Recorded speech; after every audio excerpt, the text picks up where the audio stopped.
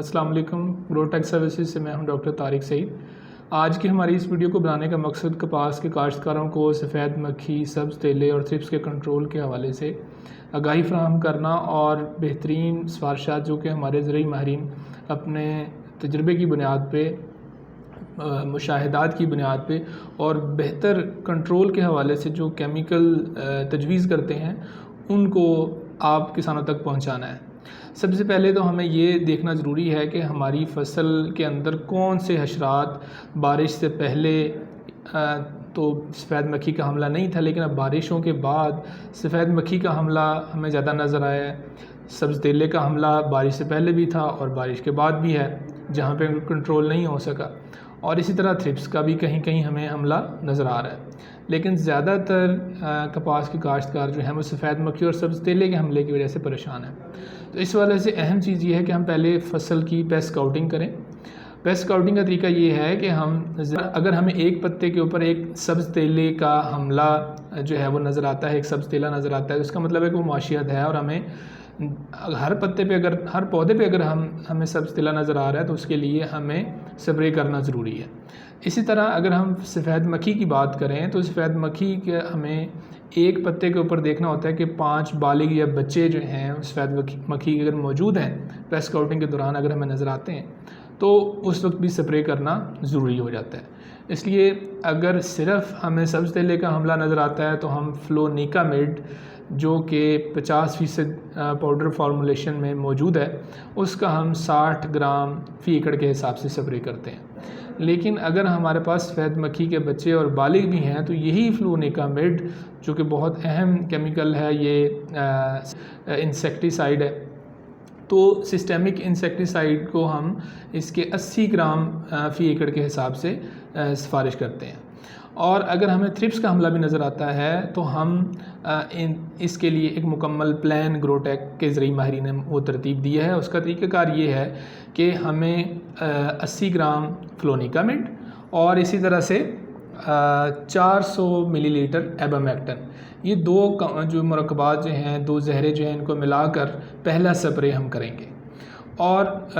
120 litre पानी की मिकदार फ़ी एकड़ के हिसाब से रखेंगे। और फिर एक हफ़्ते के बाद हम पायरीप्रॉक्सिफिन को भी 400 ml उसका स्प्रे करेंगे, दोहराएंगे,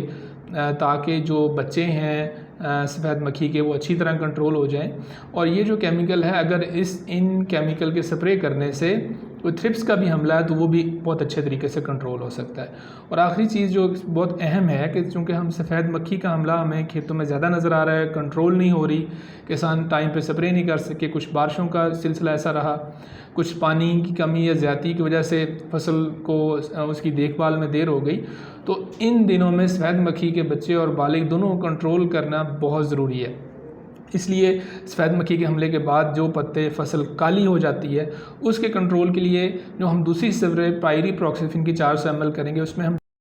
सल्फ़र भी मिक्स कर लेंगे ताकि हमारे पत्ते जो हैं वो अच्छी तरह धुल जाएं, उनकी रंगत दोबारा से हरी भरी हो जाए, पत्ते दोबारा से फ्रेश और सरसब्ज़ हो जाएं। और इसके साथ साथ उस पर कोई फंगस का हमला भी ना हो, क्योंकि जहाँ भी सफ़ेद मक्खी हमला करती है वो अपना जो मादा है, सिक्रीशंस हैं, वो खारिज करती है पत्ते के ऊपर और उसके ऊपर फिर जो है वो फंगस उगना शुरू हो जाती है। तो इसलिए हमारा जो तजर्बा है ज़रूरी माहिरीन का ग्रो टेक के, वो ये है कि हम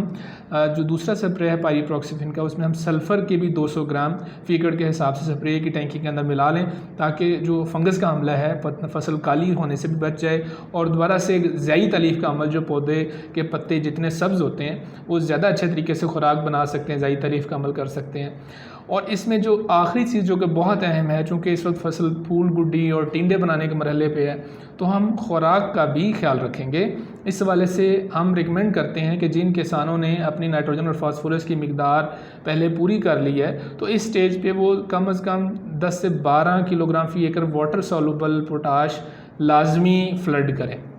इससे क्या होगा कि हमारी जो टिंडों की भराई है वो अच्छी होगी और इसी तरह से हमारे पौधे का जो वाटर बैलेंस है, चूँकि जो पोटाश है ये पौधों के अंदर स्टोमेटा जो हवा के गैसों के अखराज के लिए और पानी का जो तनासुब है पौधों के पत्तों के अंदर उसको मेंटेन करते हैं, तो इससे ज़्यादा तलीफ़ का अमल होता है, ज़्यादा खुराक बनती है। ज़्यादा खुराक बनेगी तो अल्टीमेटली टिंडों के बनने का अमल, उनकी भराई का अमल वो अच्छे तरीके से होगा। اور اس میں اہم چیز یہ ہے کہ ہم جو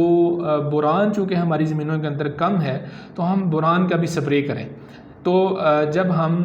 انسیکٹیسائڈ کا کیڑے مار ادویات کا سپرے کر رہے ہیں تو اس میں ہم بوران بھی شامل کر سکتے ہیں 150 گرام فی ایکڑ کے حساب سے، یا اگر ہمیں لیکوڈ میں دستیاب ہے تو 300 ملی لیٹر فی ایکڑ کے حساب سے وہ شامل کر لیں گے. تو اس سے جن کسان دوستوں کو پھول گڈی کے کیڑے کا مسئلہ آ رہا ہے وہ پھول گڈی کا کیڑا بھی کنٹرول ہو جائے گا اور افیکٹو طریقے سے کنٹرول ہو جائے گا. اور بوران کا سپرے اگر ہم ہفتے کے وقفے سے دہرائیں گے، جہاں ہم نے پائری پروکسیفن کرنی ہے تو ہم اس کو دہرا سکتے ہیں پائری پروکسیفن کے ساتھ بھی، اور اس کے ایک ہفتہ بعد بھی، سپرے کے بعد بھی. اس سے ہماری جو ہے وہ کیڑے کا مسئلہ بھی حل ہو جائے گا. اس کے علاوہ اسی طرح کپاس کے باقی جو مسائل ہیں اس کے حوالے سے مزید آگہی کے لیے ہمارے یوٹیوب چینل کو سبسکرائب کریں، اور ہمارے فیس بک پیج کو اس کو بھی آپ لائک اور سبسکرائب کریں، تاکہ آپ کو جو ہم کپاس کے مسائل کے متعلق جتنی بھی ویڈیو بنا رہے ہوتے ہیں وہ آپ کو بر وقت ملتی رہیں. شکریہ.